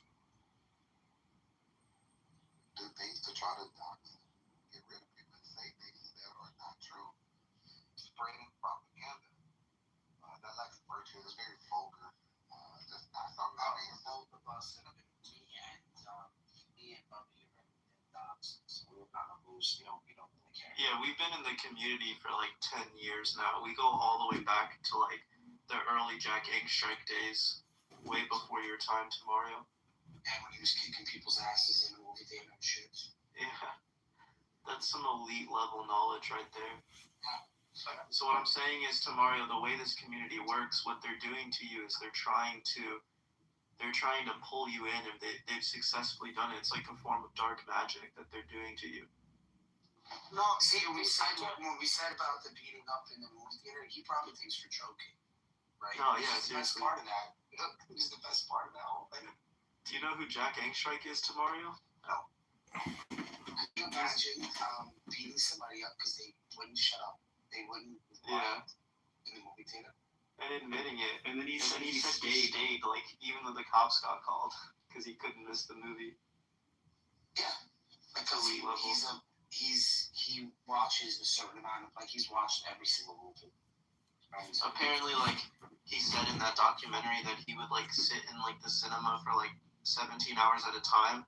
And so he would eat foods that, like, made him constipated on purpose so that he wouldn't shit. So he could just sit there all day and watch movies. Yeah, because he was so full of shit that he was, you know. Oh my gosh. Mario, this is the man who started this community. So, you know, like, who do you think is the leader of this community right now, Mario? Again, these are things that I don't think about, but I don't know. Well, right now, I think it's Cora that's... No, it's not. I don't know.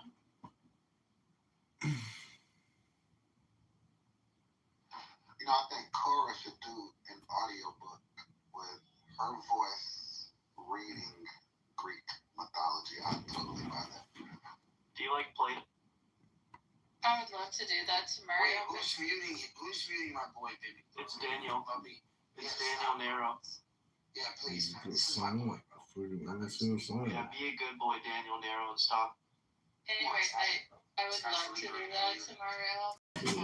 Stephen. Back in the great city. But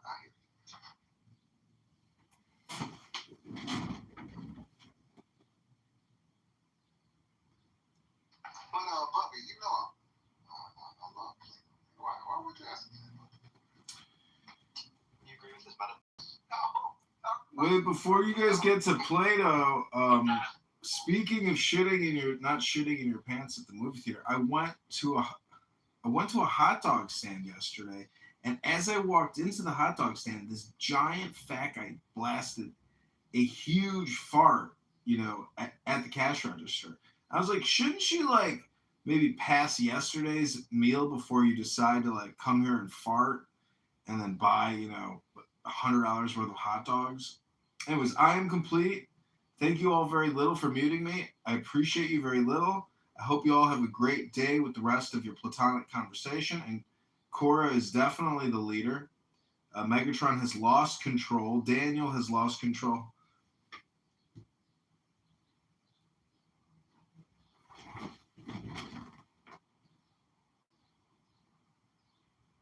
So, do you think that, you think Bob is the leader of the community right now, baby? You think it's Bob? No, I think it's Andrew. Yeah, but he always needs a sidekick. He can do it by himself. His sidekick is Sully. Sweet. Was Sully the guy in that video? That like 5-hour video of him talking? Is that who was in that link that you provided? Because I obviously could only spend like 15 seconds listening to him talk in his suit on that like podcast. Yeah, so we have there's like a hierarchy of debate, ranking people who debate. You know what I mean? And me and Bubby here have been on the bottom of that list many times. But if you read it backwards, it makes way more sense. Way more sense. So what about Sully? He says he's an atheist. The most hated people, right? They're usually at the bottom of the list, right? Are the most hated people highly annoying people, or are they extremely annoying people? No, those people they're not memorable. Like what you're doing, John, is not memorable. Like you have. Well, it's more memorable than what you're doing. I'm live on my YouTube on 20 different YouTubes. Let me put the link in the chat. I got evidence. I have evidence. Are you putting the link in the chat. Choose a position and then tear it down every single day? Are you willing to do that? Are you ready? You're not ready. When you're ready, my poison, are you ready? Is a dead Jew guy on a stick. That's what I chose. It's the hill I'm fucking dying on. Well, you ain't dying on books, that's for sure. Because if that's what you're dying on, you're a schmuck. You don't even understand the symbols. I got a book of 5,000 symbols over here related to the whole fucking thing. I mean, if you want to play the same fucking video game every day, that's like going to the casino and playing your favorite slot machine. You're an idiot. That fucking slot machine is taking from you with every bet, sucking your opportunity away from you. You can keep playing. I see what you're doing. I've been noticing this about you within the last, week or so, probably. I think it was scattered in the beginning. Scattered. But you don't like, right? Scattered. The fact that you don't know how to start trends. Oh. Right? Like you come in here and you're getting mad. He's the trendsetter. Right? And I can teach you. I can teach you how to do it. Right? He's the Don't zeitgeist. Okay, Dr. Zeitgeist. If you say so, Dr. Zeitgeist, I didn't know you were a trendsetter in here. I get it. Yesterday, we collabed, and it was a success. We hit a home run. But that was because of the collab. And it was because of AI and Grok. No, I think there's one thing that you do something you're feeling irregular. Well, first of all, let me just point of clarification. We already arrived at the understanding that you're able to suck your own dick. Are you able to suck your own balls, dude? If you did as much yoga as I did, you could actually possibly kiss it. You can kiss the tip of it, maybe. John, can you suck we know you can suck your own dick. Can you suck your own balls? Yes or no? That's a no. That's a no. And I can barely kiss the tip. So when you say I can suck my dick, you're really making an all or nothing statement, which is not quite accurate. Because if I can just extend my tongue out and put it into the hole of my scrotum, well, is that technically sucking your dick if you can just lick the tip of your penis? All right, we got Cora on stage, guys. Can we Cora likes. Can we be a little? Can we not? Yeah, can we not? Because I don't want her to get upset. No, she's gonna leave. Then she's gonna have a secret meeting I'm not gonna know about, and then get blamed for not being there because I was sleeping. So let's just chill out. The best part about this is gonna be that if I do say something inappropriate, it's always gonna turn back to Bar. Yeah. Let's see what the fuck I want. Always. So anyway, John, when you swallow your father's cum, is there Whoa. something about it that makes you feel like a cocksucker? Well, projection alert detection activation system. When you say, if I enjoy drinking my father's splunkum, is that really related to the abuse? Just don't have it anymore, Barney. Dude, remember? Doesn't have it anymore. Oh, I still got it. But you're just projecting your dad's horror story onto me, Nero. So enjoy your day. I'm going to go about my best life. Good luck. God bless here in your redundant video game for retards. Take care now.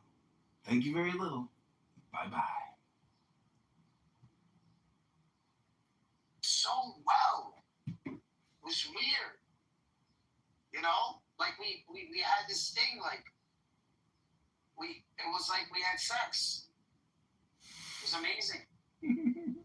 I almost cried. It's a great collab right there. And, you know, whenever you have a Muslim in here who just won't give it up, just let me read the story of the untold thread. And then we can see where they stand in their family with regards to the pedophilic behavior. Portrayed like this, where, in other words, apologetics would be done in this poetic way. Right? See, what it is a hypnosis. Another story to it. Oh my God, let's do it. Yeah. Well, this story consists of the same frame. But I want to add the zinger in the beginning. I want to sort of with daughter and experience everything, and then him realizing as a kid, he comes up and he's like, oh, you know what I mean? Like something that affected him before he found out this was the norm. Do you get what I mean? You get where I'm going? Who knows where I'm going? Like the tragic thing, and then we find out, oh my God, his brother, and he's a Muslim. And he doesn't realize that the very thing first experience is ultimately what that one person, his personal thought, everything of is that same very demise of his pain. Yeah, Daniel knows where I'm going with this, man. This is gonna be an A&E special, and not for nothing. I got another one for you, John.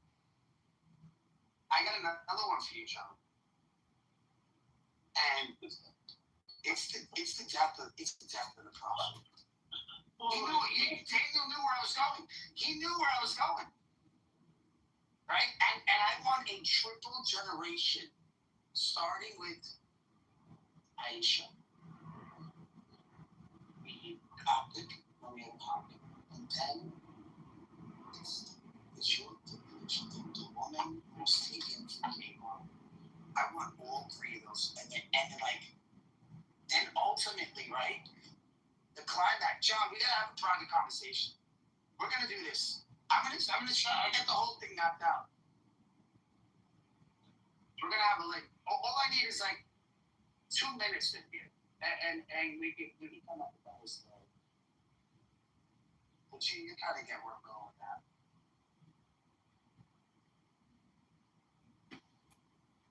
Okay, here is your new story. I just put everything you said into Grok AI. It's called The Veil of Innocence, a collab between Megatron Productions and John Kitover Media Incorporated, a Delaware-based corporation.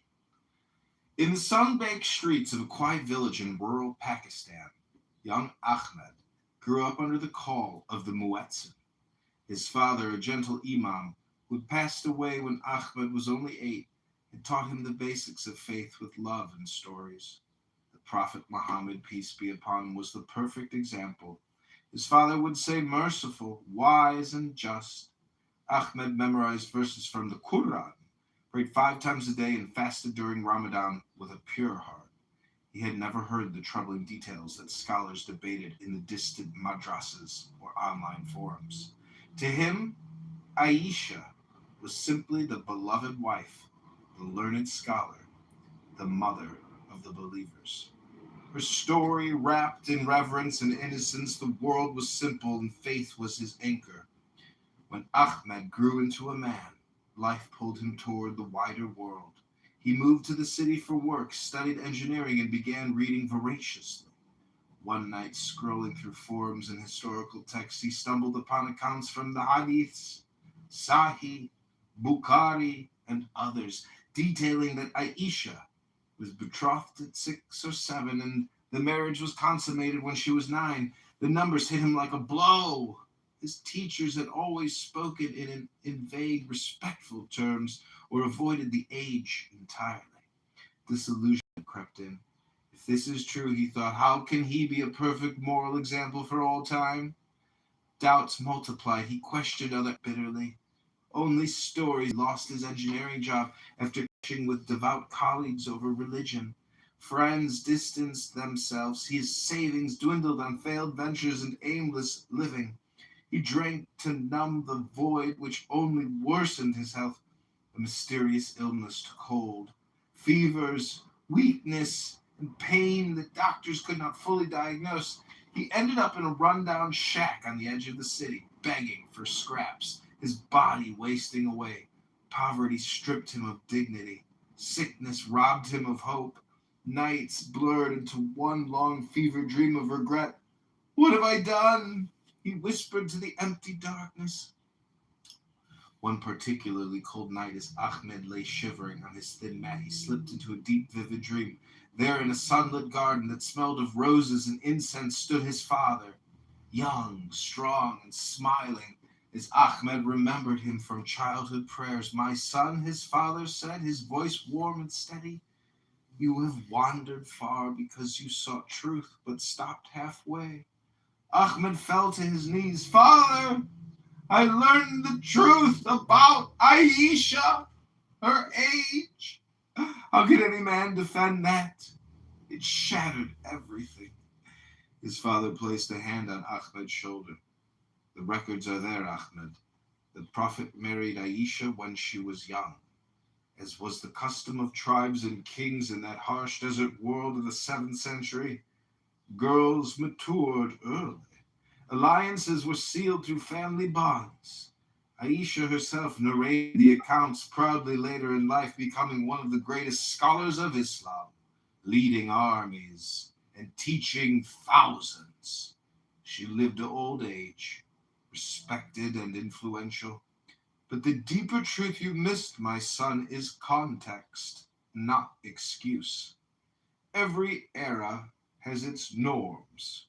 Great figures are judged by the light they brought, not by modern standards alone. Muhammad ended female infanticide, elevated women's rights in inheritance and divorce compared to his time, and built a community from chaos. Yet he was a man of his time, not a flawless angel above history. True faith grapples with this.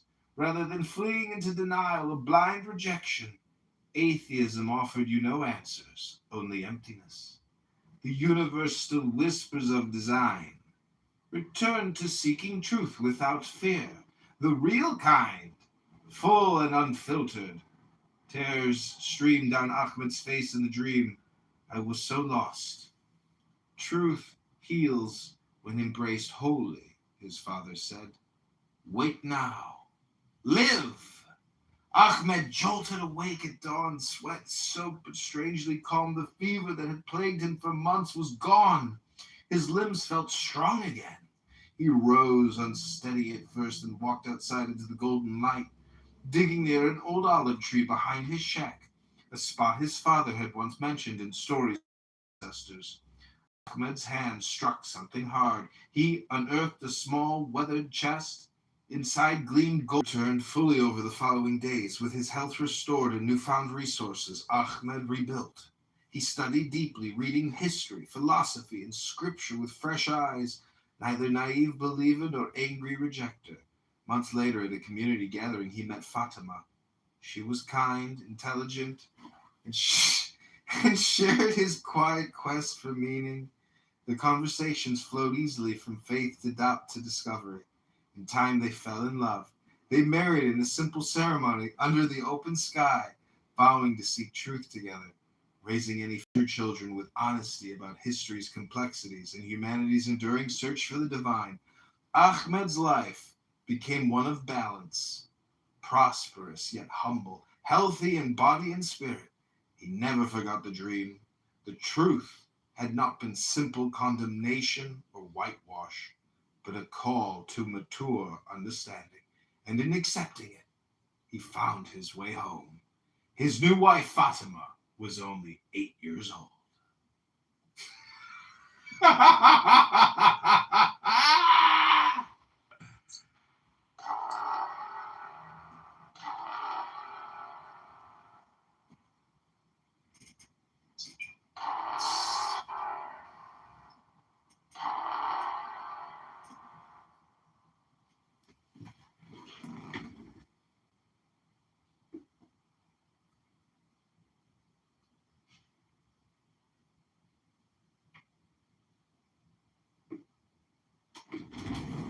Where else are you gonna do that, Mario?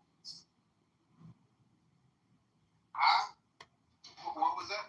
I said, where else are you gonna do that? Is that stoic? My man, how stoic you right there. You can't be no better stoic than that. He just buried you. Actually, you should never bring up stoicism again. That's what I'm saying to Mario. It's my best. Especially around John. Other people, yeah, but when he's around, just don't bring it up. All right?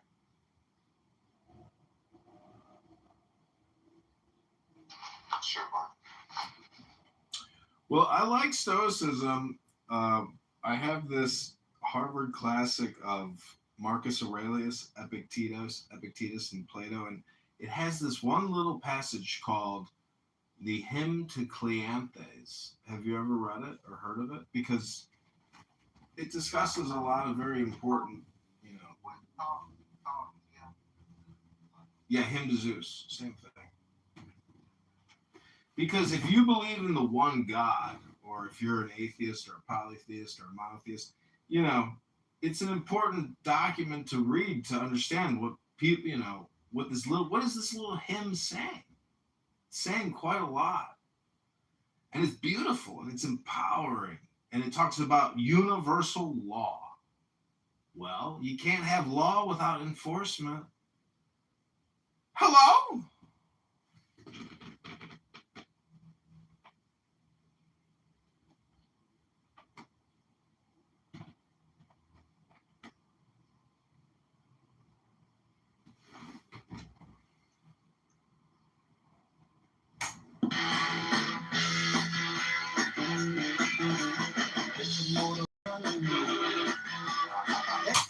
Cleanthes really go from Zeno to Chrysippus, I think, really had it kind of figured out. And then later It's pronounced Chrysippus. Chrysippus.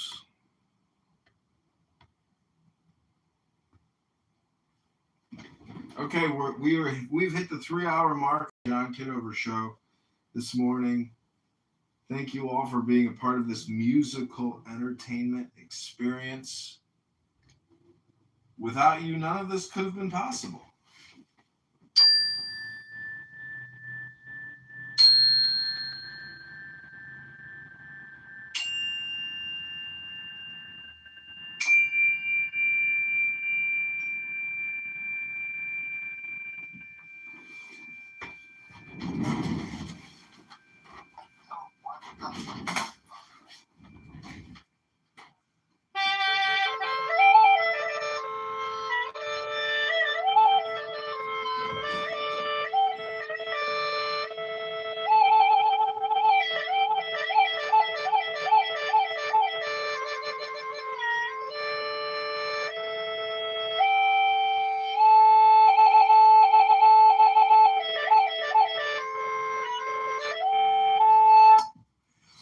Never had one lesson. if you were playing that, it's awesome. Were you playing that, or were you like? Yeah, this is called the Chinese flute. You can go on my YouTube live right now if you want to see my bald head.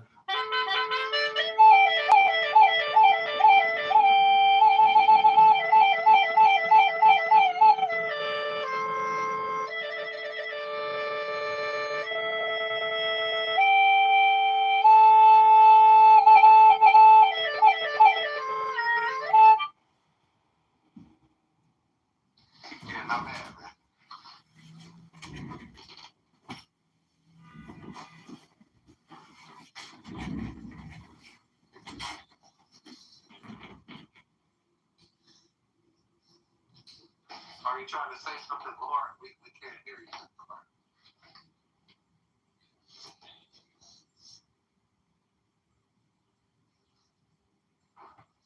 Can you hear me now? Yeah, that's a lot better, sir. Okay, thank you. What's going on? What is the discussion? He wants to fill you in on it? Go to ChicagoMayorVote.com. ChicagoMayoral.com. Thank you so much. Find out. Instead of interrupting the discussion and asking us what we're talking about, how fucking impatient are you?